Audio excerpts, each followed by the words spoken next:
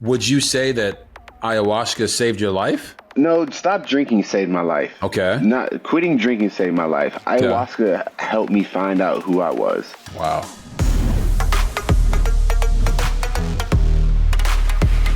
Yo, yo, yo. Welcome to RG3 and The Ones, presented by Way Sports and Entertainment. I'm your host, Mr. Robert Griffin III, a.k.a. RG3. Some of you may know me as the Heisman Trophy winning quarterback at Baylor University. Others of you may know me as a Pro Bowl Rookie of the Year quarterback for the Washington Commanders. But this week, I was Andre 3000's doppelganger. Now, that's not really true, guys. I was honestly Harry Potter, a.k.a. Robert Gryffindor.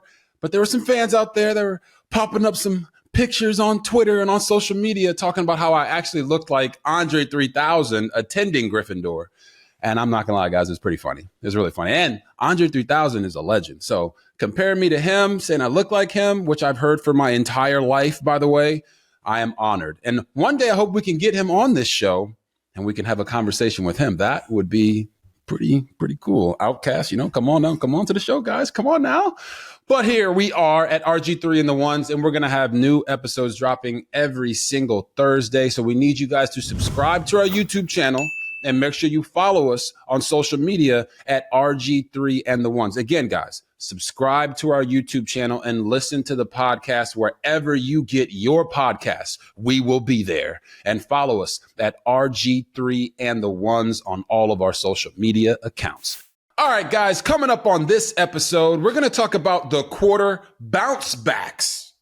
You understand? Like quarter bounce backs, right? We had a couple QBs that really went out there and did their thing. So I'm talking about Joe Shiesty, a.k.a. Joe Burrow, a.k.a. Joey Burr. He had a really nice game going up against the San Francisco 49ers vaunted defense. Got him back in the thick of things. We also got Russel Wilson. Yeah, that's right. I said it. Russel Wilson had himself a nice little bounce back game against the Kansas City Chiefs, who actually have a top 5 defense. So, maybe it's time we get back to saying, Broncos country, let's ride. Also, we're going to talk about Justin Herbert. Some people think of him as a social media quarterback. He puts up all these great stats and they haven't been winning as many games. But I'm going to tell you why, he has not been the reason that they've been losing, and also how they got back into the rhythm of everything, with an added addition of a guy that is an alumnus of this show, Austin Eckler, at running back, scoring touchdowns like we know he can. All right, guys, but first, the one joining me on this episode, I'm so excited about this. He's the one that was my former teammate. He's been really killing it in the NFL for a long time now, and he's probably the one that could run through a table. I'm talking about the one and only Mr. Jordan Poyer. And before I really introduce him completely to you guys, let me just read off some of the things this man has done. Going into this season, 706 tackles, 24 interceptions. I'm talking about first team All-Pro in 2021. This man is the starting safety for the Buffalo Bills, and he's been there since 2017. Although he was drafted by the Philadelphia Eagles in 2013, he was with the Browns for a few years. He was voted to a Pro Bowl in 2022. And he had 63 tackles and 4 interceptions in 12 games. I'm talking about the one and only, the leader of that Bills Mafia defense, Jordan Poyer. Welcome to the show, my brother. Hey, man, I appreciate that introduction, brother, man. It's a blessing to be here, bro. Thank you for having me on here. Hey, man, we were talking, but, before you came on, and the bottom line is this is a conversation, and it's a conversation Absolutely. I've been wanting to have with you, honestly, for quite a long time. So I'm blessed to be able to have this forum. But before we really dive deep into this, this is your 7th season, I believe, with the Buffalo Bills. Yes, sir. You got to tell me, man, have you been put through a table yet? Oh no! I'll leave that up to the crazy Bills Mafia, man. I ain't been put through no table yet. Maybe when I retire and I come back for a game, I'll do something like that. But man, I leave that up to the Bills Mafia, man. They are wild, man. They do that thing on Sundays when they get ready for the games. It's crazy. Yeah, man. They are wild, but I know you guys feel the love and the respect from them every single home Absolutely. Game. It's like a completely different atmosphere. But before we dive too much into this year, I don't know if you know this, but your first career game was actually against me. in It Washington. was. I know it. Yep, Yeah. I know it. Yeah, I remember it like yesterday, bro. I remember it like yesterday, bro. That was a crazy game. That was a crazy game. It really was a crazy game. You guys won the game 33-27. I ended up throwing for 329 yards, but like what Crazy. people don't Yeah. realize is I threw 2 interceptions. It was my first game back coming back from the ACL injury. But you guys were beating us 33-7 in the third quarter. Yes. Like, it was crazy. And I don't know how y'all felt on y'all side, but I know for our defense, this was the first year for Chip Kelly being in Philly. Our defense was on the oxygen after the first quarter. Like, y'all going so fast on offense, it was crazy. Just talk about, how was that experience, your first NFL game, being drafted to Philly? Yeah, I believe that was a Monday night game, wasn't it? I started at nickel, and Brandon Boykin, I think, came out and started at corner. Yep. I think Kerry Williams was hurt, and so I ended up starting at nickel. And you're right, we were up, 33-7 in the third, and y'all ended up coming back. It ended up being a crazy game. We did end up winning. I just remember the first play of the game when Mike Vick dropped back and threw the deep post to Deshaun Jackson on like the first play of the game. He like play action and just sat back in his sweet lefty throw, just throwing it 70 yards down the field and hit him in stride. But I mean, to think, that's where we were 11 years ago, and like here we are now, man. I mean, it's truly a blessing. Like, it's truly a blessing to be here talking to you, Brian. Just somebody who, inspires me to just be the best version of myself, bro. Because we were played against each other, then we ended up being teammates, man. And look at us now, man. We're here, both having successful careers on and off the field, man. And so I couldn't be more proud of you, bro. And just you're somebody that continues to inspire me to just do better, man. So thank you, bro, for real. I appreciate you having me on here. Oh man, listen. Don't do that, bro. Because I'm dead ass though. I mean, look at full circle, man. It's full circle, man. It's crazy, And it's funny because all of our life experiences, have led us to this moment. Absolutely. Everything that we both been through in our entire lives, and we were in Cleveland together for that year, has led us to this moment where we can appreciate everything that we have been through and also push it forward. Like one of the goals of this show is to allow people to get a peek inside of the players and really become that one-on-one person in their own life. Like, this isn't a gotcha moment. Right. We just trying to have good life conversations, good football conversations. And I know that you can certainly have one of those today.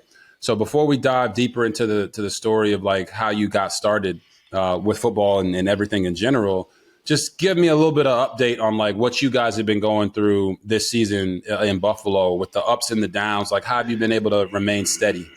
Yeah, it seems like that's just going to be the name of this year, right? It seems like every team around the league is just going to have to deal with that, and it's going to come down to who can deal with it the best, who can maybe not turn one loss into two losses, because it just seems like, each and every week you go into a game, there's nobody that you can overlook. Each and every week it's really, it's every given Sunday, and so we had a little bumpy road at the beginning of the season, but you see how the year's played out. It's going to happen everywhere, and we just got to really take one week at a time. We're a good football team. We know we're a good football team when we can put it all together. And it's just, like I said, just continue to take that 1 week at a time approach. And it seems like that's the way the league's kind of been trending over the last couple of years. There's not been one team that's just kind of ran away with the AFC East or ran away with the NFC. It's just kind of always came down to the last couple games of the season. And so it's just keep fighting and keep preparing and, trusting the process, trusting our team, trusting the guys around us. And, we know we'll be fine in the end if we just keep trusting ourselves. Yeah, you talk about that journey as a team, like for you guys in Buffalo, there's some people that say, oh, the championship window's gone or whatever, but it feels like y'all have been in that championship window for quite some time now. And you have all these great quarterbacks in the AFC. You're talking about Mahomes, Joe Burrow, Lamar Jackson, and of course, Josh Allen. From your own experience, do you feel like the AFC has the strongest quarterbacks in the NFL? Absolutely. I mean, you throw in Tua in there too. I mean, there you go. Guys that just can play at a high level, each and every week. And each and every time you play any one of those guys, you have to play extremely well to win. And that's not taking away anything that anybody else does around the league. But, those guys are the top quarterbacks in the league. And they see things that other quarterbacks don't. They can make plays with their arm, with their feet. and sometimes run you over, sometimes jump over you. So it's just it's tough to play quarterbacks when they have that ability, and so we're lucky to have one on our team, and so we know that he's just going to lead us each and every week. And us on defense, we got to find ways to even better to get him the ball back on offense. Yeah, right now, the quarterback you're talking about, Josh Allen, he leads the league in total touchdowns. He's got 22 Absolutely. of those bad boys. He had the shoulder injury that he's kind of shucking off. And I always say with Josh, he puts on the cape like all the time for the team. And there's got to be like better ways to like help him not put the cape on. But just how much confidence does Josh give you guys on the defensive side, knowing that, listen, man, it's not like we're taking any plays off or we're not trying hard. But in those moments when it's like, dang, man, we just gave up 14, like, that he can bring it back and all you got to do is keep moving on to the next play. Like, how does that help you as a defense in your mindset? Absolutely. And it goes kind of in both ways in the sense of like, yeah, okay, you might give up, 7 on the opening drive, and it's okay, our offense going to come out there and go put up 7, or vice versa. It's just, finding ways to get Josh and Diggs the ball back. We know we can get them the ball back inside, turnover any time of the game. They're going to go down and score the football. So that's something that we take pride in. We kind of fell short of the last couple of weeks of trying to find ways to take the football away. So we're going to try to get back to that this weekend. We're going to have to. We got a huge matchup this weekend against the Bengals down in Cincinnati. So we're going to have to find ways to take the ball back and take the ball away and give it back to 17 and Diggs and let them go to work. And, that's going to have to be our recipe. No, it's kind of crazy because you're bringing all that up, and I know you guys have been banged up a little bit on the defensive side of the ball. But when you talk about Josh in particular, like, listen to this. He posted his 30th career game with a passing touchdown and a rushing touchdown. He's already 4th all time in NFL history when it comes to those, right? This is his 43rd career rushing touchdown, meaning he just tied Steve Young, who's a Hall of Famer, for 2nd in the history of the NFL. For you, what is it that makes Josh Allen stand out?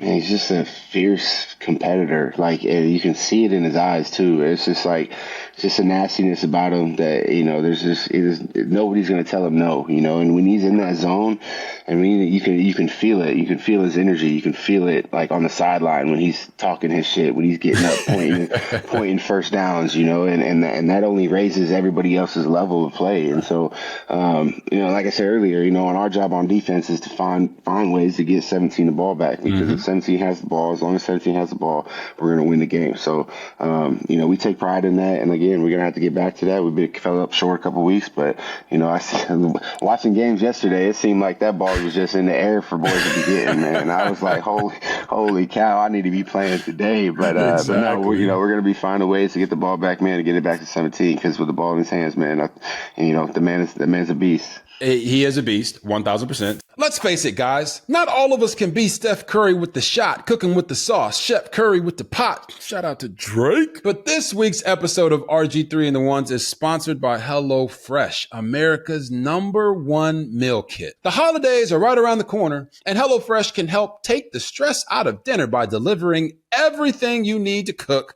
up those tasty meals right to your door, saving you tons of time.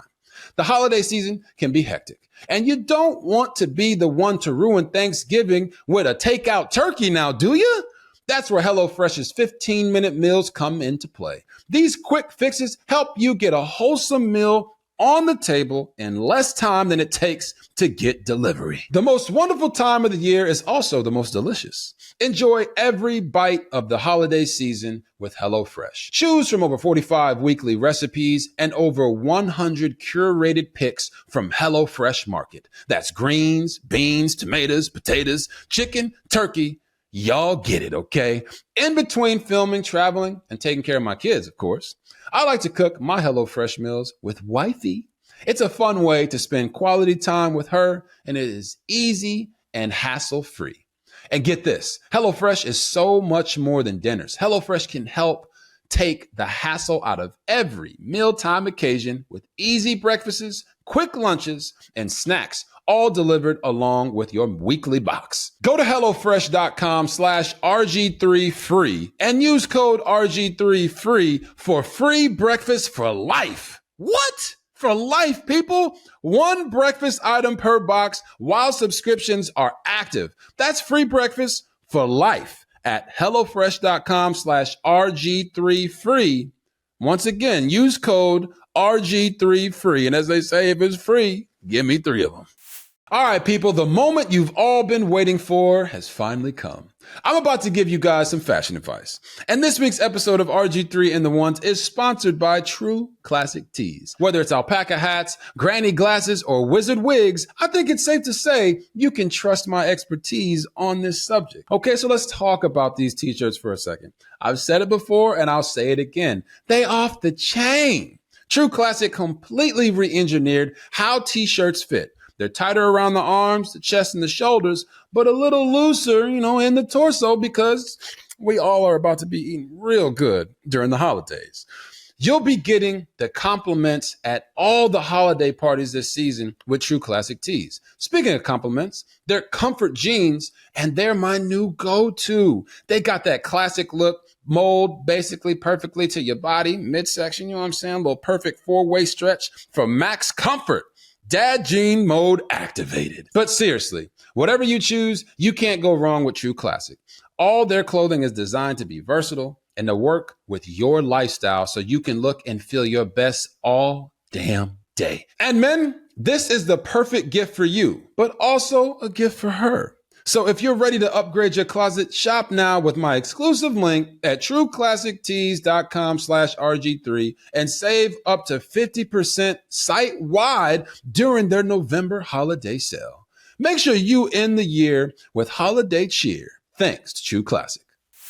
To get the conversation back to you as a defensive guy, when you have a guy like Matt Milano go out, I'm a believer that like each level supports the next level.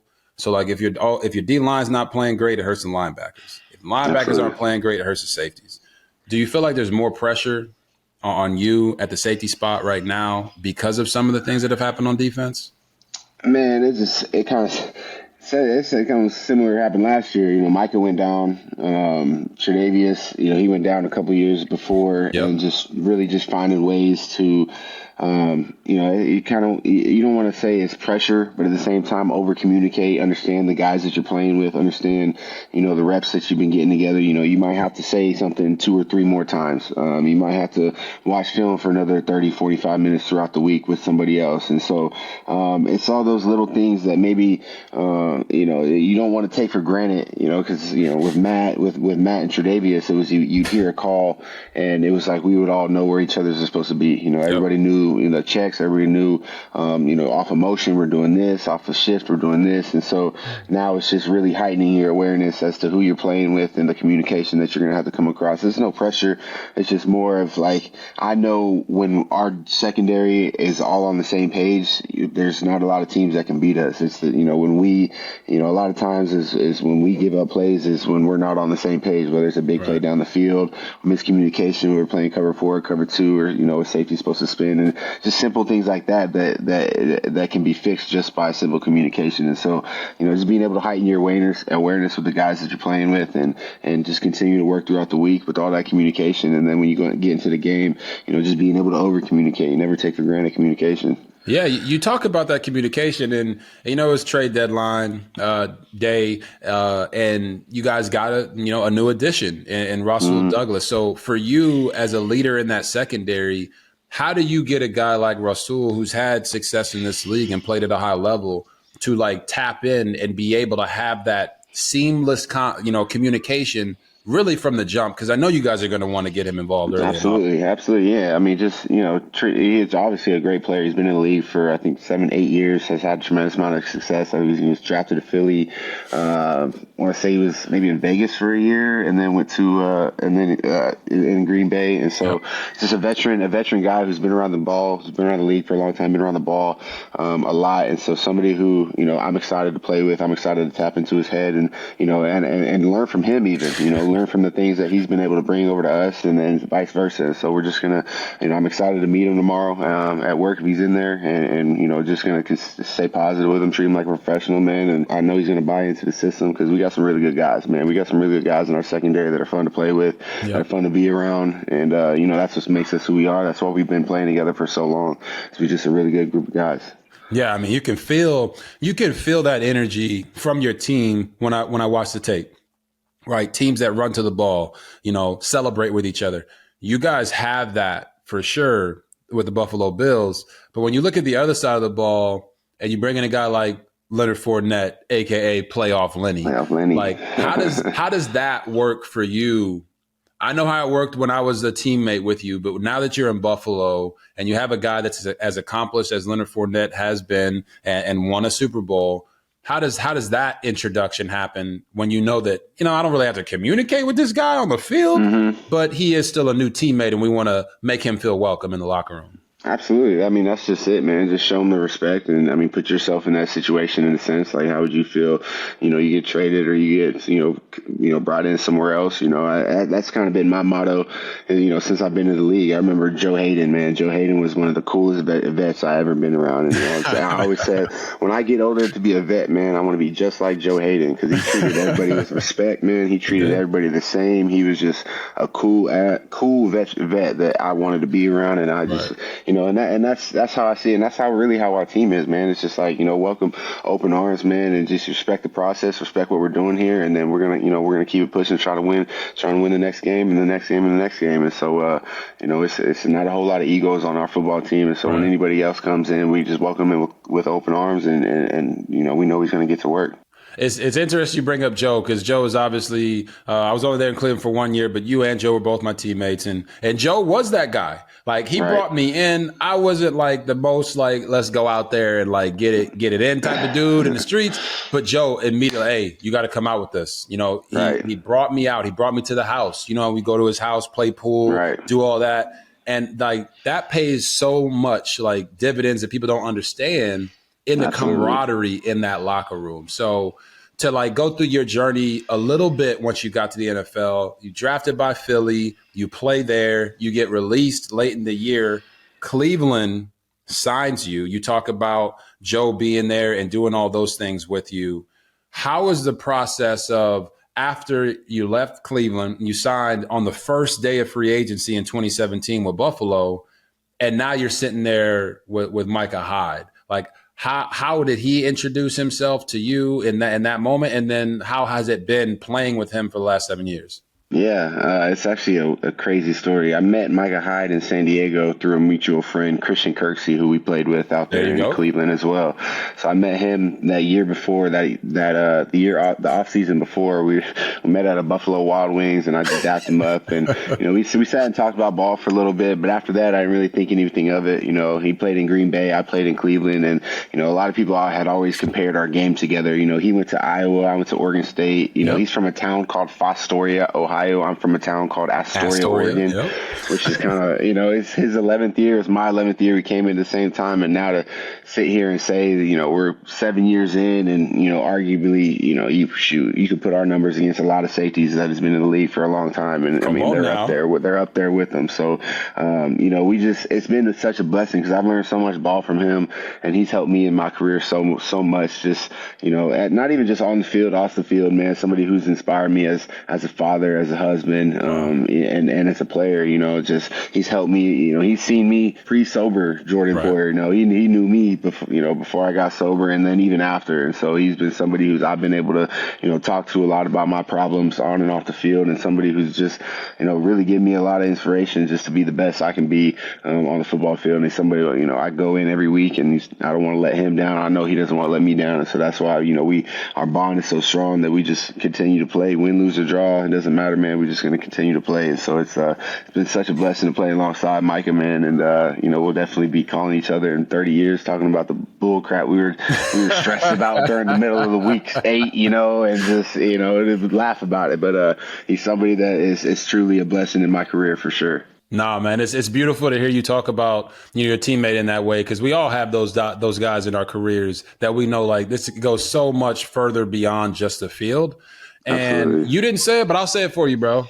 You guys are the best safety tandem in the NFL. My dog. Appreciate you, brother. It's hands down. I've been saying it for years. I love the way that you play, obviously. And it's not just because you were my teammate and I saw everything you went through and what you've become. It's because of the way you guys impact the game. And it's been truly something special to watch.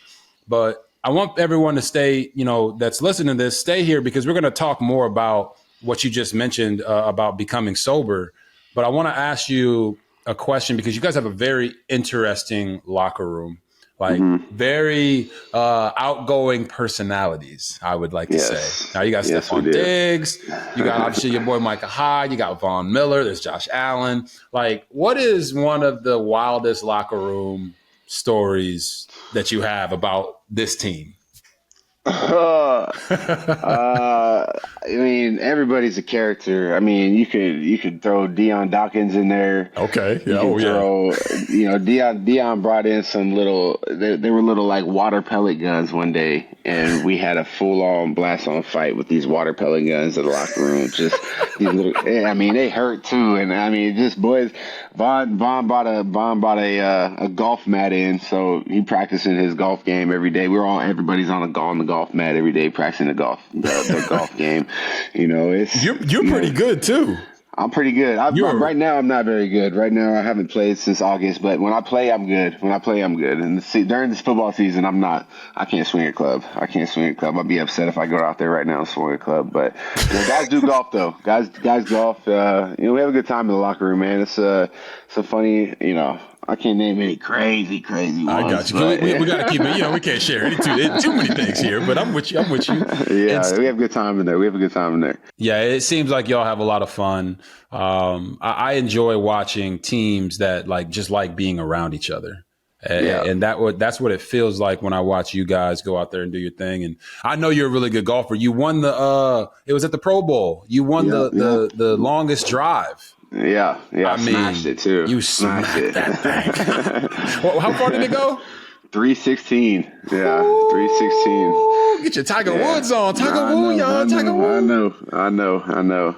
Oh, man, that was awesome. I enjoy playing. It's another sport that is kind of competitive in its own way, and I enjoy going out there and trying to get better playing. So it's a nice little zen for me. Nah, man. You talk about different sports, and one thing I wanted to dive in with you on is I know your story, like growing up. You were born in Dallas, and for anyone listening, that's Dallas, Oregon, not Dallas, Texas.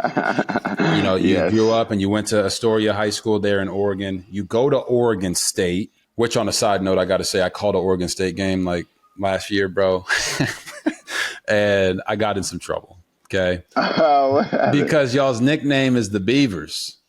Okay, and y'all were playing Stanford, and it was in the intro or early in the game, and I said, we'll see how much wood these Beavers can take today.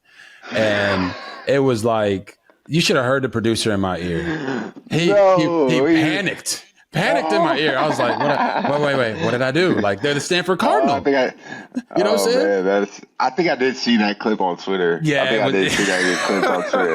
That's hilarious. It was on Twitter. Yes, I did see that. And then the second one was one of y'all's linebackers. No, one of y'all's running backs was running through the middle. Stanford linebacker came in, hit him really, really hard. And I said, man, he beat that Beaver up. And those two went viral on social media. And let's just say I got a call about those. So I had to throw that in there just because, that's hilarious. I have an appreciation for Oregon State. Absolutely. And I gave you a shout out in that game as well. You were alumni. Thank you. Let's get back on track. Okay, so you go to Oregon State, you do all that, then you get drafted. You spend the majority of your life on the West Coast, and you get drafted to the East Coast. But one thing that I noticed in your story was the fact that you were, you tell me if this is correct or not. You played quarterback and safety in high school. Yes. You won a state championship in baseball as a freshman in high school. Yes, that is correct. And then won a state championship in football as a senior. Yes. So for me, it's a two-part question. I'll start with the first one. Playing quarterback in high school, how did that help you play defense for the rest of your career? Yeah, I think it just allowed me to understand the game a little bit more, understand how quarterbacks were seeing it. When I got to college too, I thought a lot of it started to transfer over without even me realizing it. And, I went to a small high school, and when I got to college, I was really wide-eyed and really like, there's guys from California, from Texas, Right. from, and I'm just like, this is going to be a whole different game. And, it's just like, holy cow, guys are bigger, faster, stronger, whatever. But, as I started to play, I started to realize like, dang, like I can play with these guys. Not only I can play with these guys, I was a lot smarter than a lot of the guys. Like I understood the game a lot more. Like, we'd be in a film room and coach would be, just describing a defense and ask me a question about, just describe the defense, and I would Right. be able to do it. And I'd hear other guys like not be able to do it. And so like that kind of, I was like, dang, like I know something that other people don't. So that kind of gave me that extra motivation, like just keep Right. going, and I didn't know what to expect when I got to college. I was I committed as a gray shirt, and then they offered me to come as a red shirt. Finally, in the middle of July, they offered me to come as a red shirt. I didn't end up redshirting. I played my freshman year on special teams, and kind of the rest was just history. I started my sophomore, junior, senior year, and ended up being an all consensus All-American at corner. Just straight technique and fundamentals. Just I've never been like blazing fast. I've never been like oversized, like bigger than everybody. I just rely on my knowledge of the game, my technique, and my fundamentals to just and that's really kind of what I always fall back on. And it started with being able to play quarterback and being able to just see the game from that side and see and now when I just flip it, it's like as a safety, I'm the quarterback of the defense in a sense of getting everybody lined up, seeing the whole field, understanding our scheme, understanding how the defense or the offense is trying to attack us. Right. Trying to play the game within the game. Using your eyes to just hide just little things. You guys see everything, and so just as if I'm able to just show something one way and we're able to spin it another, make you think just a split second longer, like it just makes our D line able to get there.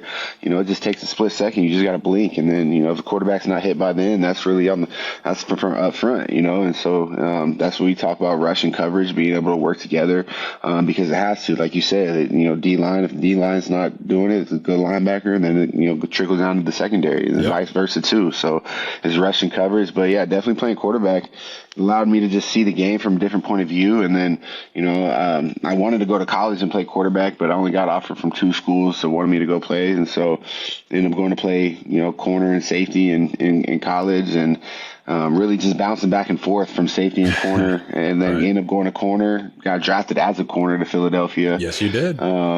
And then I moved, and I went to Cleveland, and that's where I started playing safety. Just really kind of learned it from the ground up, and I had a coach out there, Bobby Babbage, who taught me the position. And it's been a crazy journey when you kind of zoom out and put a little perspective on it. Yeah, no, it really is crazy because I feel like I could talk to you all day, by the way, because there's so many fascinating things about your story that of course I want to get into. But your point about playing quarterback helping you as safety. I played safety and corner in high school, and also played quarterback, of course. But I knew, like, when I played safety, I understood when coach would tell me, "Hey, make sure you look off the safety." Right. The eyes are important. Move him this way to go that way. Now, when I was in Cleveland practicing against you, you were like a magician at the safety position because you knew, hey, bro, he looking over here, but he really trying to throw the ball. He really trying to throw the ball over here. I used to hate that, but I get it now. You play quarterback. You understand.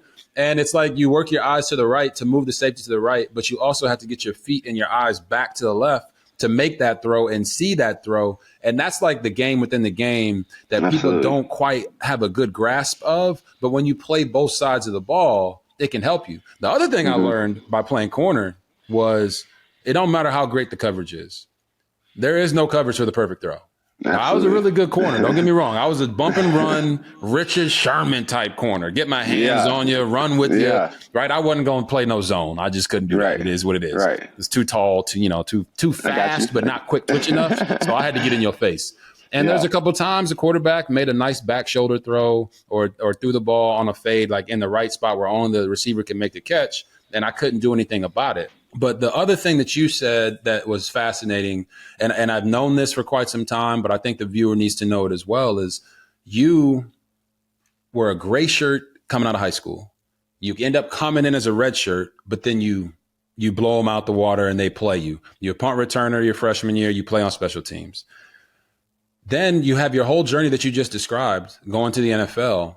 You go to Philly, you play, you get released. You get claimed by Cleveland. You're fighting for a starting job, being a backup safety, also in the return game. And then I think you got named the starter in 16, right? Mm-hmm. And then you get not released, but contracts up, you sign with Buffalo, and you're the starter for the rest of your career. So it's an amazing journey that you had because they've always like undervalued you and had like low expectations for you, but you overcame that. Like for you in your own head, how did you overcome that? Yeah, I mean, that's really kind of been the story of my life in a sense. Really ever since I was little. I remember my first ever football practice. I was going and my parents had to drive me like 45 minutes to go to this practice. And I remember pulling up and the kids were all in line starting to do these drills. Right. And the coach was explaining the drill and I was probably like the sixth or seventh one in the back and I'm the new kid in this drill. And I just remember hearing one of the kids up front. He started laughing and he said, "Ha ha, I hope the new kid understands what he's talking about." And that's like, I don't know why, RG, that this had always stuck with me. But like, at that moment, I just wanted to be like, you know what, like, watch this. You know what I mean? It was like, watch this. And like, after that, like, I was their starting quarterback. We didn't lose a game. Like, you know, like, I was probably in sixth, seventh grade maybe, but like, it was always something. You know, my freshman year, I should have been the starting quarterback on our varsity football team. And for what it was, you know, my coach is going to see this from back home and he's going to give me some slack about it, but I don't really care. But, you know, I ended up starting my junior year. We lost in the first round of playoffs. I threw a pick to a kid from LaSalle. Really just sat with it all season long. My junior year, I ended up getting hurt. I sprained my ankle. We ended up going we lost. I don't even think we made the playoffs. And then my senior year, that was the year where we just, you know, that off season, I remember calling all the boys and I was like, "Hey, yo, like, if we really want to do this, man, we got to put the work in." Boys is at home playing the game, whatever. So we all met every other day down at the field and we just throwing routes 7-on-7, like just us, the boys. Like, and it was like at that moment, you know, I just always felt like, you know, if something needed to be done, I got to do it. Like, you know, like if something needed to be handled, like I got to handle it. Like, so I never wanted to put anything else in anybody's hands to like force them to like make the decision. Like it was like, I'm going to do it how I do it, you know, and that's just how I always have been, man. And even coming into the league, I was an all consensus All-American in college. I ended up going in the 7th round to Philadelphia. How I dropped, I don't know. There's probably a bunch of ways you could argue it, whatever, but then they end up cutting me. I go to Cleveland, you know, fighting for a starting spot out there.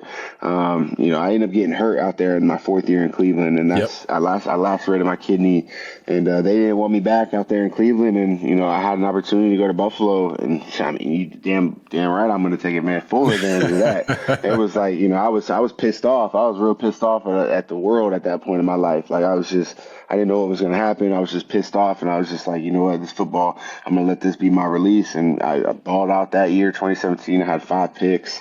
I think I had like 105 tackles or something like that. And then, you know, kind of like that was kind of the years where, you know, I started to feel success in the league, and you know, my drinking became a big problem.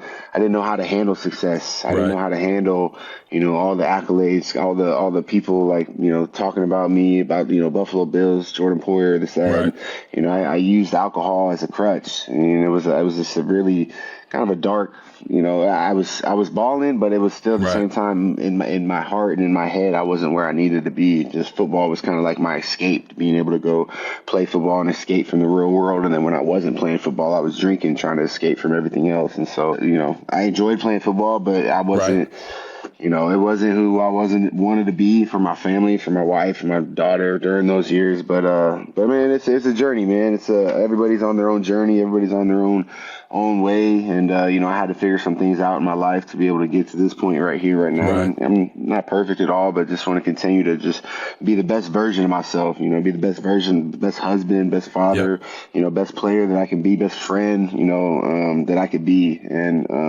it's a continuous journey every day, just being thankful for what I have, being thankful for just where I'm at, man. It's just being thankful for talking to you, man. It's just, I mean, this is crazy, you know. If you'd have told me 10 years ago I'd be here, you know, like this, like I'd have thought you was crazy. So man, it truly is a blessing, bro. No, your journey is a blessing, and you dipped your toe in it. So we're gonna go ahead and dive all the way in on that Absolutely. conversation. You know, about you being sober and about your struggle with alcohol. Bro, you wrote a letter in the Players Tribune. I think it was 2021, and I read it this week, and I was like, it gave me chills. And the reason it gave me chills is because I was like, man, like it takes a lot to be able to admit when you have a problem. And I know there's people listening right now that are going through their own things in their own life.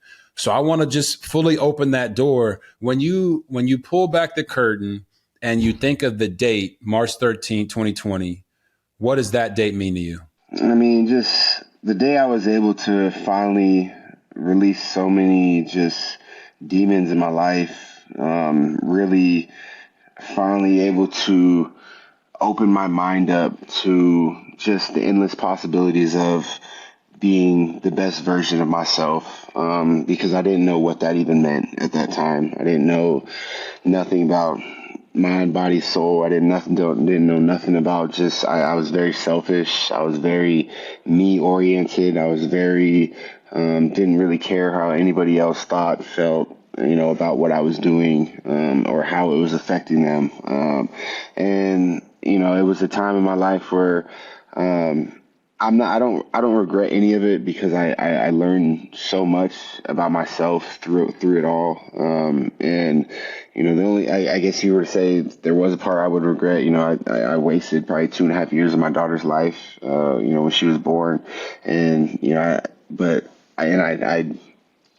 I don't regret it, but at the same time, I learned a lot from it, if you know what I mean. Like, it was just something that, like, I almost had to go through in order for me to see a bigger picture and really find myself. And so that date really means a lot to me. You know, it's been three and a half, I think a little bit longer than 3.5 years since I've even, you know, touched alcohol. You know, I didn't even want to, you know, I've been around it. I'm able to be around it. We had a Halloween party last night. Everybody was having a great time drinking. I'm cool. Like, I'm just cool.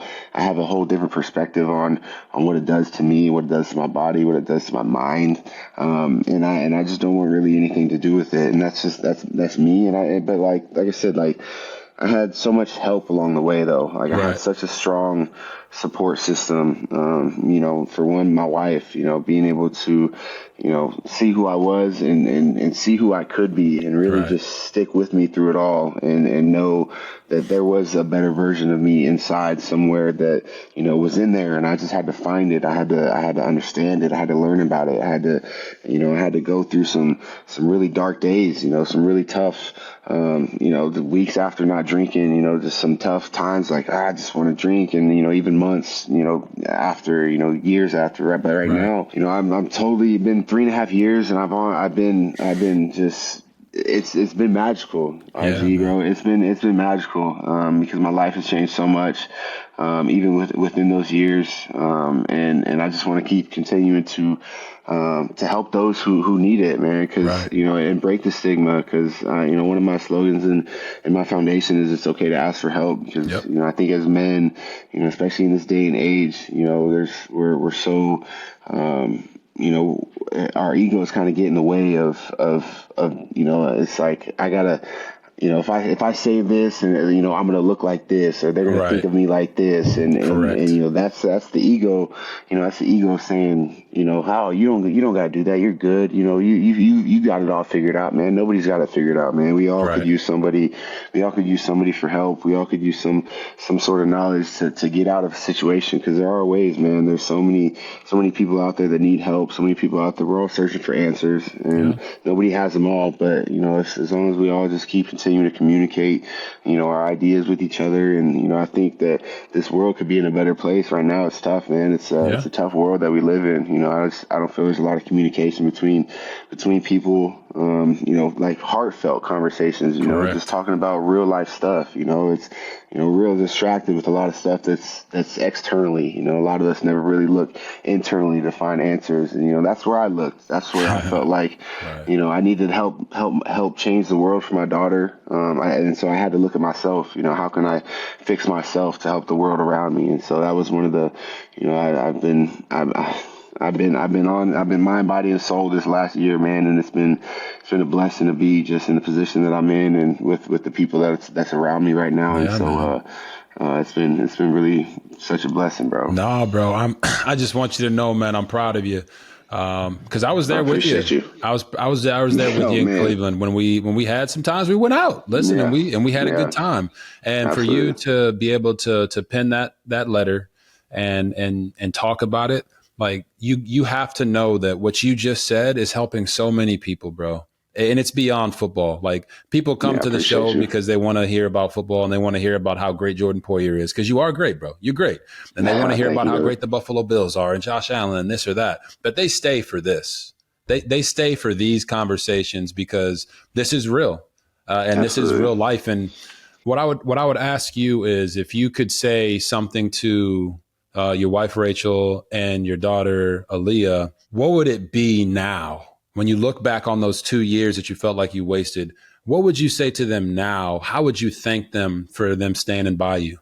I mean, that's exactly what I would have done. I first and foremost, I would just tell them that I love them more than anything in this world, and that I was this close from losing my family, RG. Like I'm talking my wife, my daughter. Like it was this close from everything. Like I couldn't. And to be honest, my original sobriety date was March 7th, and I couldn't do it at that time. I couldn't do it. I didn't know how. And then it was almost like that was the last straw. It was like something in me was just like, dude, this is it. And so I started going to AA. I started just talking to people. I went to counseling. Right.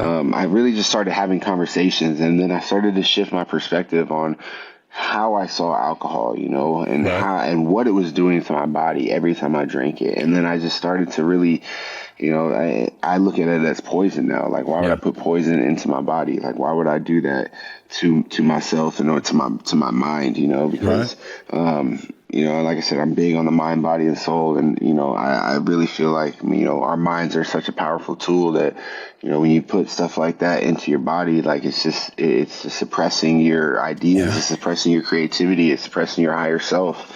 And so, I don't want to do that. I want to live in, high vibrations, high frequencies, and I want to be the best version of myself all the time for my daughter whenever she needs me, So, it's game time, and you know what that means. High impact action on the field. Between filming, traveling, and my busy schedule, I always find time for some, what do we call it? Self-care. And this week's episode of RG3 and The Ones is sponsored by Dr. Teals. After a long day of taking care of all 4 of my baby girls, Papa Rob needs some me time. There's nothing I love more than a nice, warm bubble bath to just take all the stress from the day away. It's a couple of things, but you know what I'm saying. Bubble baths are nice too. Because I can't be one of the ones without recharging my body, mind, and soul. Self-care and recovery is important, especially if you're an athlete and getting injured. And soaking in Dr. Teals to recharge your muscles helps to speed recovery so you can be even better and go harder tomorrow. Dr. Teals Epsom salts is the secret weapon to your recovery routine, trusted by the pros who push their body to its limits. Dr. Teals recharges muscles and helps speed recovery so you can feel your best too. It's time to work hard and recover just like the pros do. Make sure you go grab Dr. Teals Epsom salts at Walmart today and elevate your game. This episode of RG3 and The Ones is sponsored by BetterHelp. On this show, I hope to inspire you to be one of the ones. And to do that, sometimes you need a little bit of help. This time of year can be a lot, trust me, I know. And it's natural to feel some sadness or anxiety about it. But adding something new and positive to your life can counteract some of those feelings. Sometimes all you need is someone to talk to. Therapy can be a bright spot amid all of the stress and change, something to look forward to make you feel grounded, and to give you the tools to manage everything going on. From being an athlete to an NFL analyst and a father, my schedule is always busy. And sometimes it can be a lot to juggle and check in on my well-being. Jordan really opened up this episode about his journey, and we can all learn something from that transparency. BetterHelp is helpful for learning positive coping skills and becoming a better you anywhere and anytime. It teaches you how to set boundaries and empowers you to be the best version of yourself. And it isn't just for those who've experienced major trauma. So go and find your bright spot this season with BetterHelp. Visit BetterHelp.com/RG3 today to get 10% off your first month. That's BetterHelp, HELP.com/RG3. So the question I have off of that is, how have you seen the benefits? You talked about the benefits in like off the field. Have you seen benefits on the field and like how you're able to play, your health, whatever it may be? Yeah, I think that was the main benefit that I did initially see. Obviously, like I felt stronger. I felt like like in the mornings I would wake up, I was like, I'm ready to go. Like I had energy. Like I had energy throughout the day. And like as I started to see like how my body was feeling, like I started to eat better. I started to think better. I started to my mind was a lot more clear. I started to make better decisions. I started to just be creative. I started playing music. I had time to do stuff like, I don't go out anymore. I don't like to go out really. I'm really a homebody now, which I absolutely love that about myself. I like being by myself. I like sitting and downstairs in the basement playing the handpan. Like I like just being by myself. Obviously I like my family around, but I do enjoy my me time. And so it's just allowed me to really find myself, really understand who I am, not even just as a football player, but just as a person, because, like I said, I felt like I was so detached from myself. I had no idea who I was. I had no idea what I loved, what I hated, what I, just what made me mad, what ticked me out. Like I didn't understand that about me. Now, learning about the self, learning about, me and taking care of me. And then because if I can take care of me and I can love me, then I can love everybody else around me. And, it's just going to spread like wildfire, but I got to be able to love myself and understand myself first before I can go off into the world and try to love anybody else. And so, that's kind of been my, just being a light for everybody, just being somebody who anybody can come talk to at any time, that's part of, when I saw Joe, when he was somebody that I could go talk to at any time. That's who I inspired to be. I just want to be somebody that anybody can talk to anytime about anything, about life, about football, about relationships, about whatever it is, because, I've, in a sense, I feel like I've been, I haven't had anything, crazy traumatic, but we've all had some traumatic stuff happen to us. But, in my own ways, I've had my own traumatic instances happen to me to where I've been able to see the world for what it is right now. And I want to be able to share that information to those, behind me and in front of me to help them find themselves, what I mean? Because like I said, we're so detached from who we are as people nowadays. Like we're trying to find things externally. We're trying to find happiness externally. When, we all have the tools internally to be happy. We all have the tools internally to be happy, no matter what you do. No matter if you're a host or playing football or you're anything, we all have the tools to be happy. We just have to, it's a choice. It's like you wake up. Are you going to choose to be in a bad mood? Or are you going to choose to be in a good mood? It's a choice. It's a choice that you make. But a lot of people don't understand how to get to that choice. You know what I mean? It's like, and being able to get to that choice, you got to be able to understand the self, understand yourself. And it's deep work, man. It's not easy. It's deep work. And, I've had my I'll tell you right now, it's the first time I'll announce it. Aaron Rodgers opened me up to plant medicine with ayahuasca. And so I was able to go. I was able to go. And I was very curious when he announced it and when he started talking about it on the Pat McAfee show. And so I started researching. I didn't know what it was. I didn't know anything about it. I had never heard of it before. And after he mentioned it, though, it seemed like that word had just kept popping up over and over and over again. It was like when you buy a new car and, you finally take that car out. You never seen that car before on the road. You finally take that car out. Now you see that car on every corner. Yep. So this word kept popping up. And so I finally looked at what ayahuasca was. And it's a plant medicine that has been it's been around for centuries. It originated down in Peru, Brazil, Bolivia, mostly the South America, in South America.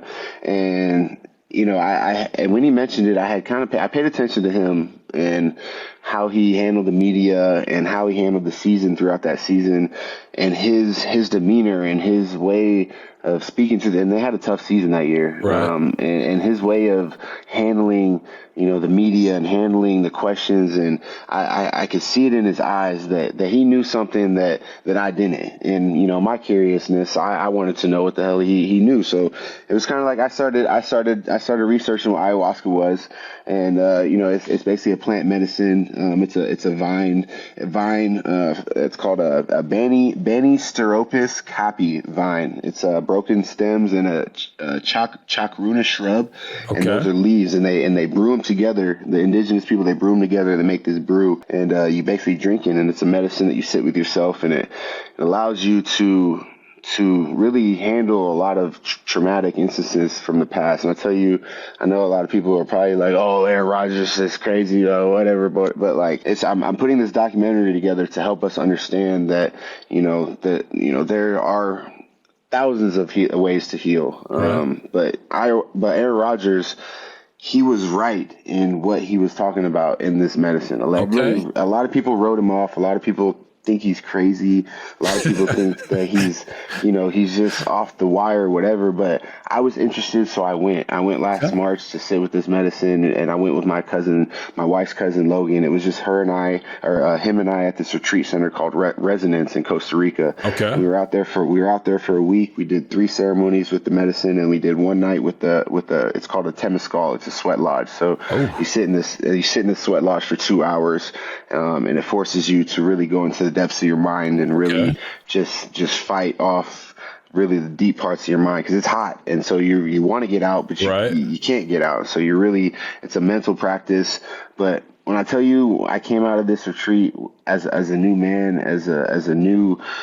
with a new appreciation for life, with what I have, I had so many problems going into this trip to Costa Rica too. I was hurt all last season. I was depressed, to be honest. I had my elbow, I had 2 broken ribs, I had a foot injury, I had a knee injury, and I just felt like at the end of the season when we played the Bengals, like I just didn't do enough, and I was really sad going into the off season, and as I started to go in off season, I started to just continue to see this word ayahuasca more and more. And I finally pulled the trigger to go on this journey to Costa Rica. Right. And the whole journey, you have to go on a diet. You have to go on a whole month-long diet of basically eating chicken, fish, and salad for a whole month. Wow. And and it was the best I had ever felt in my life going into this ceremony, because it's basically a detox. You detoxing your body of all the bad foods that you're going to, and you got to detox and go into it with a healthy mind, a healthy spirit, a healthy soul. And so this medicine, like I said, it allows you to deal with some of the traumatic instances that we hold on to in our past, whether that's the baggage that we hold on to from somebody breaking our hearts, whether that's, something happened with your parents back then. For me, for example, is, I never met my real dad. And so I had all this hate towards my real dad for what? I didn't know what it was for, but I hated him for it. Right. I hated the fact that he was never in my life. I hated the fact that he never came to my games.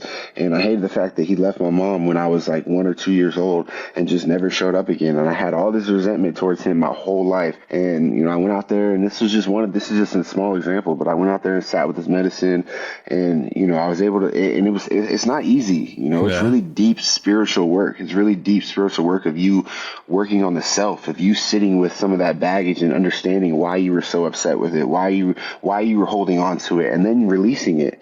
And when you release it, and when you understand, now I'm why was I so mad at him for my whole entire life? I held all this resentment towards him. He didn't do anything wrong. If anything, he had me. If he's, and it's just, and really all it does is just shift your perspective and give you more gratitude for what the tools we were talking about, the tools that you already have. Like everything that I came out of was already the tools that I already had. I just had to learn how to tap into it. And I'm not saying that this is for everybody, because my wife, she would never go to Costa Rica with me. She thought it was crazy at first. And it's fascinating though. I'm telling you, absolutely, it's so fascinating. I came back though, and she'd be the first to tell you that, like, yeah, she's letting me go do it again. And this time I'm bringing my mom, I'm bringing my dad, or I'm bringing my mom, I'm bringing my brother, I'm bringing some people with the JP Foundation with me. I got a couple teammates coming with me because they understand, like, there's more to what we understand. There's a lot more to, even in like Western society, Western medicine, like there's not a lot of stuff that's necessarily taught about the indigenous medicine, the indigenous, world around us. There's a lot of, there's a quote I heard the other day. It was like, there's 8 + 2 = 10, 5 + 2 = 10, but there's also a million ways to get to 10. So this works here, but there's also, over there, there's ways that they also do it as well. And so this ayahuasca, some of these indigenous people, they used to put their kids, they have their kids anywhere from 6 to 8 sit with this medicine. Right. And it was basically an initiation for them to becoming a man. Oh my goodness! It was part of their rituals, and their tribes and what they used to do. But it's just it really opened my eyes to what I had felt like there were, like, whatever I thought was missing. Going to Costa Rica really put a stamp on, like, everything that, like, I felt I needed. It was everything and more that I felt I needed. Would you say that ayahuasca saved your life? In a sense, it saved yes. No, stop drinking saved my life. Okay. Not quitting drinking saved my life. Ayahuasca helped me find out who I was. Wow. Ayahuasca allowed me to dive into the depths and really understand who I am and where I came from and what I'm doing. I think you're onto something there, because I think it's a combination of everything. I think the combination of you stopping the drinking and realizing that you had the problem and addressing that.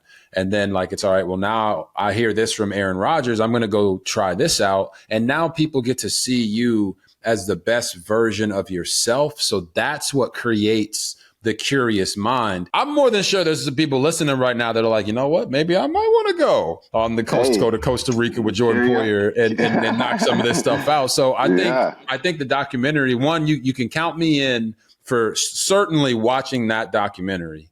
Absolutely. Because I think you are doing important work and opening people's eyes to other things. And who knows, maybe ayahuasca is the next thing that people can use to truly help themselves heal. And again, I'm not saying it's some sort of savior. I'm not saying it's like, and again, doesn't matter it's not religious. It's not, this is just, it's self-work. It's really all it is. It's self-work. And it's something that, if you're, trying to figure out who you are in this world, right, or if you're struggling with, trying to find some answers, or, and I'm not saying it has all the answers, but at the same time, it is deep, very, very, very deep self-work.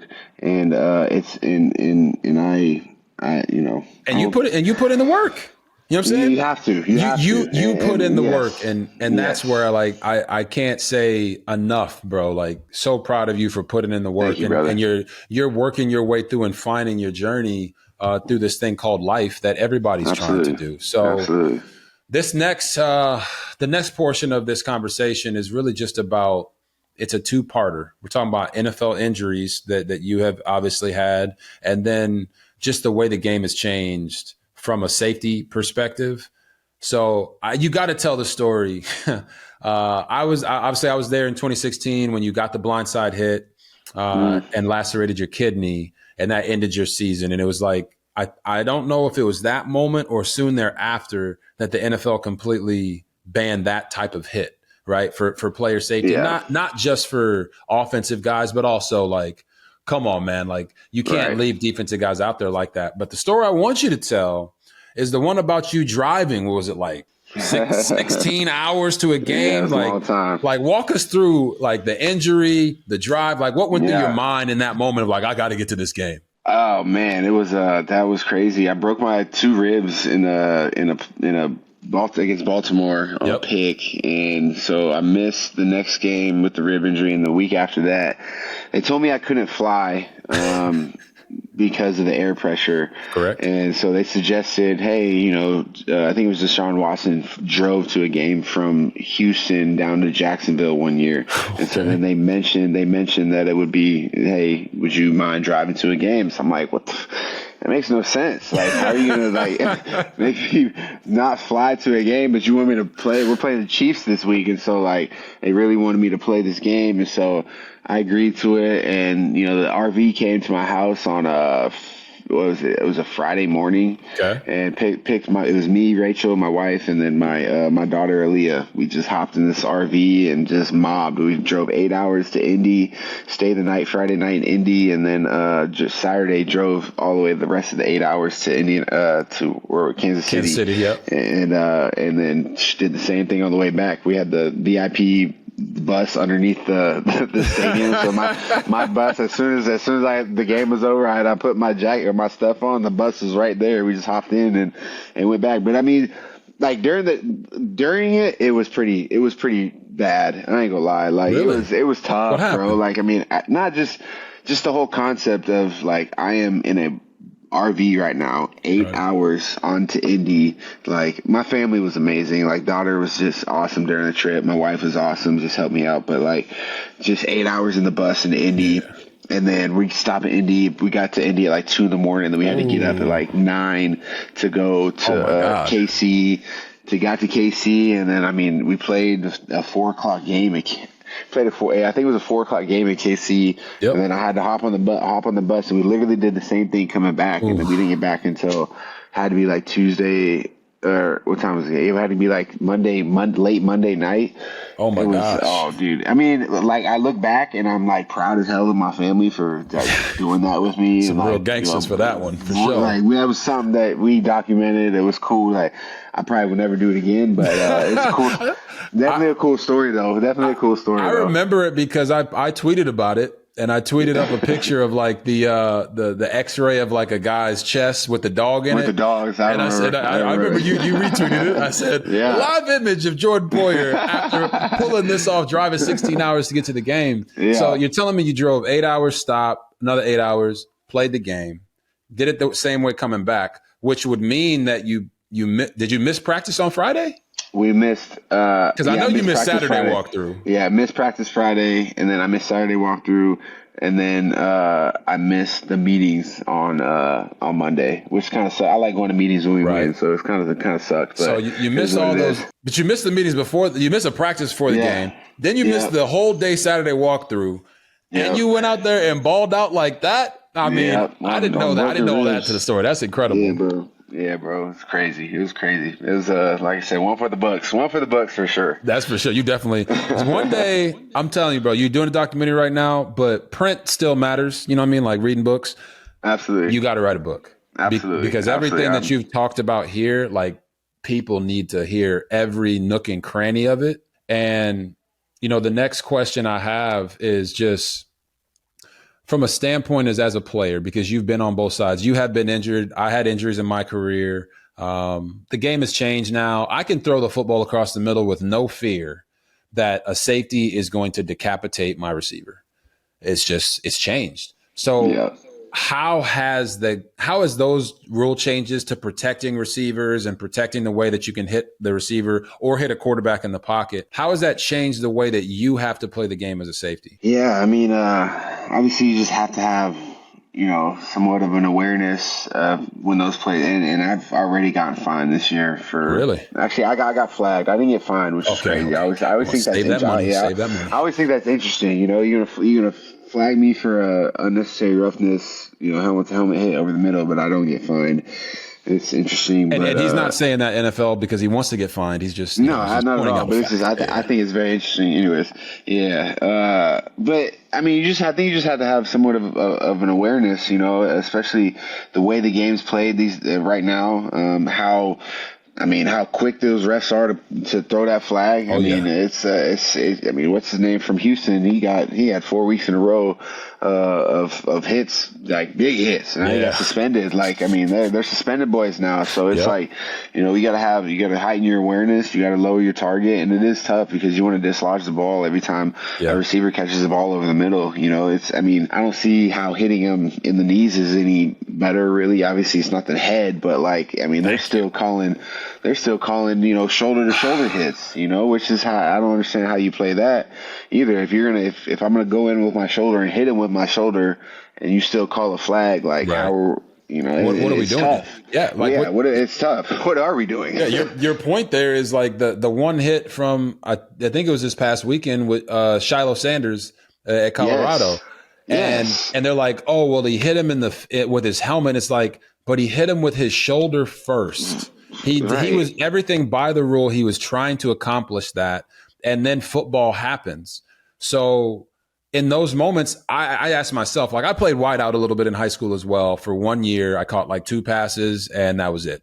But I would rather you hit me up top than to just take out my legs, man. Like, that's kind of how I would feel that anyway. I would rather you hit me up top too than hit me in the knees. But like, because I feel like in the knees it could go just as wrong. Oh my gosh, if not worse. Like, right? I mean, that's like, at least you hit him up top, you can shake that off. Like, I know this is a football game though. Like, this is football. It's physical. I mean? Like, it's physical. It's supposed to be, but you know, it's almost seeming like they're taking that. I mean, and again, this is an offensive league. They want to see the points scored.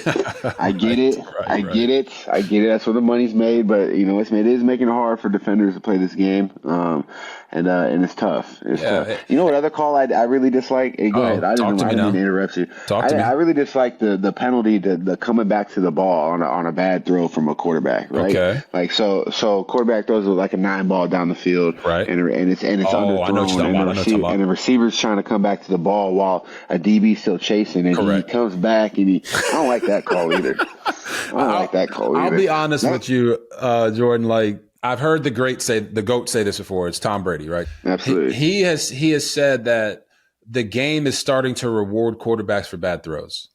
I agree, and it is. I think I've heard him say that. It's that 9 ball you're talking about. It's the fade. The 9 ball is the fade down the sideline where the quarterback underthrows the ball. The receiver now has to stop and try to come back to make the play. But because the DB is in coverage and doesn't get his eyes back around, he's preventing the receiver from coming back to make the play. And the refs are throwing that every single time. Terrible. Much so that you know this. You probably tell your corners like, hey, bro, you got to get your eyes around. I mean, you have to. That's the only way you can. That's the only way you can play it. It's the only way you can play it. So I agree with you. I don't love the way that the game has changed in that aspect. It's much easier to throw the ball in 2023 than it was in 2012 when I came in. It's harder for you to play safety now in 2023 than it was when you first came in playing corner or safety in 2013. Absolutely. So now that we say that, like, for you, what's harder to play, corner or safety? To be honest, I would think corner would probably be a lot harder to play. You know, they're both difficult in their own ways. Obviously, I think at safety, you know, you have to be able to communicate the entire defense, which at corner, you really just, you get a call, you listen to the safety, you know what you're doing. Right. You know what I mean? And like, it's just technique, fundamentals, and your skill set. You know, at safety, it's being able to understand the formations, read the play, read the concepts, and communicate and play. You know, it's nuances to both of them. Right. You know, I definitely think probably playing corner is probably a little bit harder than it is playing safety. That's probably what I get. I mean, that's why I get paid a lot more too. Get paid a lot of money. It's the only position in football where it's like, hey, bro, if you get beat 5 times today, that's okay.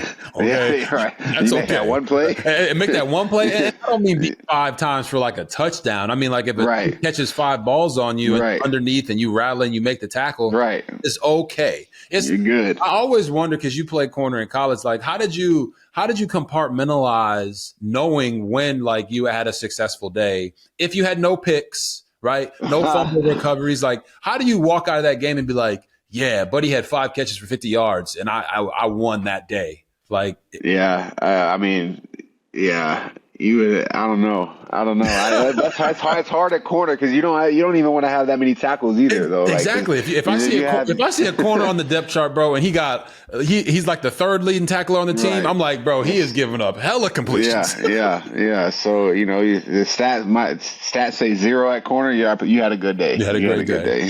It's funny because that kind of reminds me, like, corner is kind of like doing TV. And if you wanted to do TV when you're done, bro, you could certainly do it because you know how to articulate it. You're charismatic. You got everything that you need. But on TV, bro, you have no idea whether you won or lost. Like sometimes I go viral on the internet, and like sometimes it's like great viral, and then sometimes it's bad viral. You know what I mean? Like I've had more great viral moments than bad viral moments, but you're like, the goal isn't to go viral. The goal is to do a good job, tell these guys stories the right way, have a good time. And I like come out of a game and I'm like super giddy. I'm like, yeah, man, we killed it on that one. We won that one. And like something will pop up online and they'll be like, I can't believe he said this. And I'm like, oh, dang it, man. Did you miss a rule, or did you do this, or did I say some quirky saying or something like that? But that kind of reminds me of playing corner in that aspect. But to bring this one in a little bit, you were also a part of the Damar Hamlin situation there. Were you actually on the field when he went down? Yeah. And I had actually was calling a college game the day before, or a couple of days before. So I wasn't on that Monday Night Football when it all happened. So I was watching it all correspond. Mm-hmm. Just when they're sitting on the field and they're giving him CPR to bring him back to life, like what was going through your head and your teammates' head in that moment? Yeah, it was one of those nights that probably stick in your head for a long time, just being on the field and seeing him there with wires and, our training staff giving him CPR and the shock thing. And, yep. Just sitting there talking to Joey B, like, as he's taking a knee next to us, like, and just the whole aura, the whole thing, it definitely replays in your brain sometimes, right. And then when he got carted off by the ambulance, and then we go back in the locker room, and then we're trying to figure out if we're going to play, or if we're not going to play, or it's just like guys crying, guys confused, guys just all sorts of emotions going through people's head of what the hell just happened. We've been playing this game our whole life. You see injuries all the time, but you never see somebody die on the field in a sense. You never see somebody, struggling for their life, like right there on the NFL field, and not even like in a game you're playing, not even just a game you're playing, my teammate, the dude that I'm playing the same position with, like, you know what I mean? Like, yep. All of that was going through my head, like, and just more confused as anything. But just his story and his ability to just inspire so many people, including myself. From the moment he just fighting for his life in the hospital, and then being able to come back and just seeing his smile and seeing how much he uplifts so many people. He's such a hero to the world, and so many people look up to him, and it's cool to just. Every day I see Micah in the room, and I'm like, bro, like we got some real life superstars in here. DM sits right to my left, like right here, and he comes in every morning, has his food, and Vaughn sits 2 seats ahead of me, and I just sit there and I'll be looking sometimes like we got some real life superstars, like just right here, and it's like, just see him put his helmet on, man, and go out there. And he played a couple weeks ago. I was hurt one weekend. He was up. He was able to get up, and see him put his helmet on again and run out there with that 3 and motivate everybody and pump the crowd up, man. It's so inspirational. It's it's cool. Like I said, it's a cool story to be part of. You'd wish that it maybe didn't happen at all, really, but him being here now, it's definitely an inspiration for a lot of people, including myself. Yeah, man. Like to bring it full circle, it feels like everything that we've talked about today with your own journey and your own story and how you had to find yourself and how like your story is going to inspire. Like when people hear this, man, it's going to inspire people to want to be better, to want to do better. And I feel like the same thing has happened with Damar, because like his immediate reaction when he woke up in the hospital was like, did we win? Right. And now like every step of the way, he simply tried to do things to keep winning. Like to say that a guy died on the football field and he was now dying to get back on it. Right. I remember in the preseason, I'm watching the games and I'm like, yo, this dude is hitting people like no fear, no blinking. And I think I know you'll never take credit for this, bro, but I really believe y'all's room also inspired Damar to be doing what he's doing today, because he has two great safeties in that room with him and you and Micah Hyde. And you guys have great leadership on that team and great leadership on that defense. I think he felt like he owed it to you guys, to the people that were watching, to do everything he possibly could to get back out there. And Bengals coach Zach Taylor even said it was an unbelievable miracle that he was able to come back and do what he did. But I don't think he does it without you guys. And massive shout out. I believe your guy's trainer's name is Denny Kellington for everything that he did on that field and everything the staff did to get him back to life. But I believe there's something going on with y'all's team, and you're a part of that. Damar's a part of that. And that's why I believe Bills Mafia is in for a treat for the rest of this year and for years to come. I don't think y'all's championship window is closed. I think you've got at least 5 more wonderful years of football in you. I know. Listen, I'm 33. You're 31, right? I'm 32. You're 32. I got 5. So if you got 37-year-old safety now, that's old now. That's a little old, but I think you can get it done, especially with what you're doing with this, ayahuasca. You know what I'm saying? Like, yes, sir. Rejuvenate you a little bit. You know what I'm saying? A little rejuvenation. Yes, sir. Yes, sir. Mind, body, spirit. Yes, sir. Before you go, the show is called The Ones, right? You are one of those ones. Yes, Who would you say are your top 3 ones at safety? Ever? No, not ever. Not ever. Just right now in the game. Right now in the game, I would have to say, man, there's a couple young safeties that are playing really good, but I'd have to put my dog Justin Simmons up there. Okay. I have to put my dog. Obviously, I had to put 2-3 up there, and myself. What you mean? There you go. Okay, Justin Simmons, Micah Hyde, Jordan Poyer. Let's go. What you mean? Come on now. You're crazy. But I do like Justin Simmons' game. I do like his game a lot. I watched his tape in the offseason quite a bit.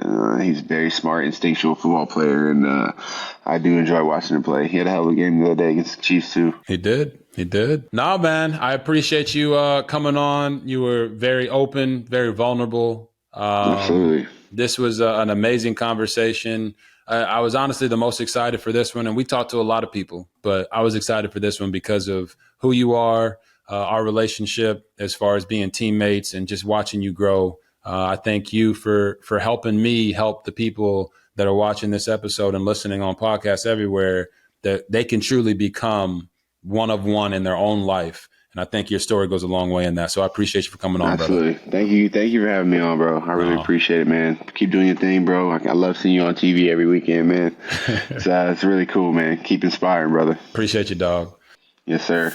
Woo, holy guacamole. What a conversation that was with my main man, Jordan Poyer, starting safety for the Buffalo Bills. Bills Mafia, stand up. Support him and everything that he is doing. Such a great player. And honestly, just has an amazing journey that he is on right now, and I want us all to support him through that. So now we're going to go ahead and transition to the quarter bounce backs. It's kind of weird to say that, isn't it? Quarter bounce backs, like the two, whatever. Quarter bounce backs, let's go. We're going to talk about Joe Burrow. All right, first of all, a few weeks ago, I said that the Cincinnati Bengals should not play Joe Burrow anymore. They should allow him to get healthy, fully healthy from his calf injury. And let's just say he gave me a whole lot of a shit sandwich, okay? He basically told me to shut up And he went out there and he's played great ever since I made that statement. Now, I don't retract that statement because I fully want Joe Burrow to be healthy, not just for this year, but for 15 years to come. And it didn't look like he was mobile enough to protect himself. Well, I'll tell you what, this past week, he was mobile. All right. Not only was he mobile and scrambling and looked like his old self, he completed 87% of his passes. I mean, we're talking about the Joe Burrow that we're used to seeing. Diagnose the defense, be surgical with where he's throwing the football. Got Jamar Chase involved, 100 yards receiving with the 10 catches that he got. And the Cincinnati Bengals, top to bottom, are playing the best that they have played all year. That game against San Francisco was the best outing that they've had. And now when you look at the AFC playoff picture, they're creeping their way back up into the standings. And that is not a good sign for the rest of the NFL, because you don't want Lou Anarumo, the defensive coordinator for the Cincinnati Bengals, who is one of the best in the league and should be a head coach. Now he's got Joe Burrow fully back healthy, playing at a high level. Watch out for the Cincinnati Bengals. Second quarter bounce back is Russel Wilson. Now, if you watch the game, you would understand that he was 12 of 19 for 119 yards and 3 touchdowns. Now, the 3 touchdowns will stand out to everybody, and they'll say, oh my gosh, he's back. And I'm not saying he's not back, but what I am saying is that he made the most of the opportunities that were given to him. The Kansas City Chiefs turned the ball over 5 times. We're talking about a Denver Broncos defense that gave up 70 points to the Miami Dolphins. They held Patrick Mahomes and the Chiefs to 0 touchdowns. Mahomes had 29 straight games with a touchdown. And the Broncos, one of the worst defenses in the NFL, shut that streak down. I mean, we're talking about this is the first time in 16 games that the Broncos have beaten the Chiefs. First time they won a game against the Chiefs since 2015. Let me give you a little history lesson. In 2015, David Letterman was still hosting The Late Show. The first Apple Watch, right? The first Apple Watch had just dropped. I was still in Washington in 2015, and Jada Pinkett Smith was actually married to Will Smith at that time. So they're talking about what feels like light years away. Russell Wilson goes out there. He turns those turnovers into touchdowns, into points for the Broncos, and maybe, just maybe, it could be a spark for them to get back in the swing of things. I don't know. But as Russell Wilson says, Broncos country, let's ride. And third, we got Mr. Justin Herbert from the LA Chargers. Okay? Quarter bounce back. Now, when you look at his numbers and you say, oh, well, he's been playing very well. Yes, but they just haven't been winning games. So what's the difference? They get Austin Eckler back. And if you look at the game and you watch the actual tape, don't worry about the fact that he didn't have 2 yards per carry running the football. I believe it was 15 carries for 29 yards, but he had 94 receiving yards. And that's the beauty of Austin Eckler. It doesn't matter how he gets the yards for his quarterback, Justin Herbert. It's just the fact that he gets the yards. He was their leading receiver.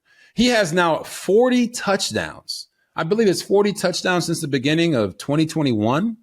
The most of any player in the NFL. I think he's got 11 more than the next closest guy, who I believe has 29. So he's a touchdown scoring machine. He's back in the fold after missing, I believe, 4 games after a high ankle sprain in the first week of the season. And Justin Herbert is just miraculously playing better. And now the Chargers are winning games again. I love to see it for Justin Herbert. He's got a guy that he can rely on in Austin Eckler, a guy that's going to protect him. And it's allowing him to go back there and throw the football with much more confidence. So good job for those 3 quarterbacks to get their quarter bounce back weeks rolling. All right, people. Well, that's a wrap for episode 7 of RG3 and The Ones. Want to say a massive thank you to my main man, Jordan Poyer, starting safety for the Buffalo Bills. Came on here, had a very open and honest, vulnerable conversation, not just about football, but also about life. And I know anybody that listened to it in its entirety came away with something that they can take into their own lives and apply. So I want to make sure you guys understand that we need you to subscribe to our YouTube channel, right? Listen to this podcast wherever you get your podcasts, and follow us on our social media channels at RG3 and The Ones. Know that we will be posting daily clips to get you guys excited about the episodes that will be dropping every single Thursday. Now, none of this would be possible if it wasn't for Way Sports and Entertainment in partnership with Whispering Oaks Productions and our producers on the back end that do everything they possibly can to make sure that this show flows in a very smooth fashion. And also, they keep me in line. So I want to say thank you guys once again. Subscribe to our YouTube channel. Follow us on our social media channels at RG3 and The Ones. And before I let you guys go, just know that we love to give that motivation. So I want to encourage you all to go out there and understand that you cannot get time back in this life. So go out and do some main character stuff, all right? Before it's too late. You deserve it. You've earned it. Life is a beautiful thing. And we'll see you guys next week. Peace. What's up? Come here. Come here. Ah. Halloween at its finest. What's up? You gonna say something? Are you a flamingo?